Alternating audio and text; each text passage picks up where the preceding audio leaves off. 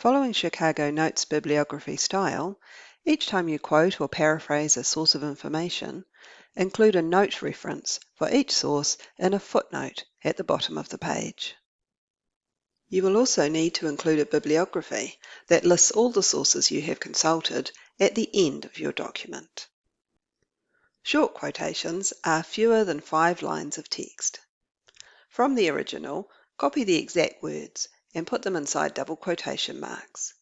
Final punctuation, such as a comma or full stop, goes inside the quotation marks. Then insert a footnote.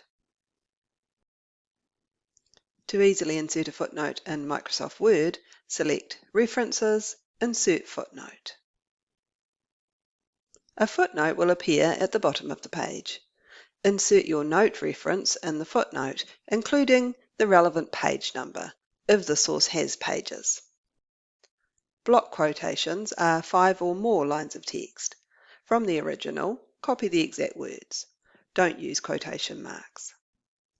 Indent the quotation from the main text.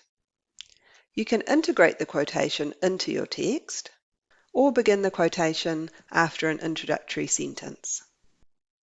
Insert a footnote after the final punctuation of the quotation, and insert your note reference in the footnote, including the relevant page number if the source has pages. Paraphrasing is when you rewrite something in your own words. You can lead with the idea you are paraphrasing, or lead with the author you are paraphrasing. At the end of your paraphrase, after any punctuation, insert a footnote and a note reference. Include the relevant page number of the text you've paraphrased if the source has pages. The reader assumes that everything in a paragraph before the footnote number is your paraphrase. After you have referenced a source for the first time, subsequent notes that reference the same source anywhere in your text need only include the author's last name, a shortened version of the title up to about 4 words, and the page number if the source has pages.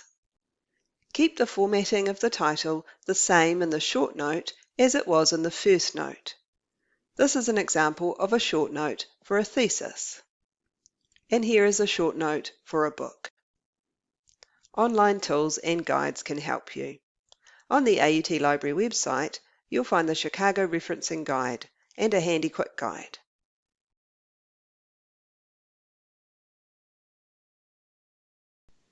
Use the Chicago Manual of Style, available online from the library website, for unusual or tricky referencing questions.